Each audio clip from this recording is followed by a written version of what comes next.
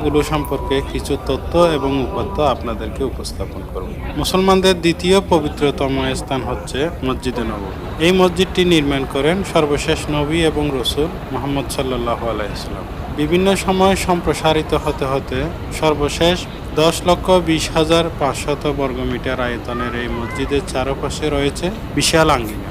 এই মসজিদের চত্বরে আসা হাজার হাজার মানুষকে প্রখর রোদ থেকে রক্ষা করতে 2010 সালের নভেম্বর মাসে গড়ে তোলা হয় 250টি বড় আকৃতির ফোল্ডেবল ছাতা। সে সময় এই ছাতা ছিল বিশ্বের বৃহত্তম ছাতা। ছাতাগুলো 1,43,000 বর্গমিটার জায়গা জুড়ে ছায়া দান করে।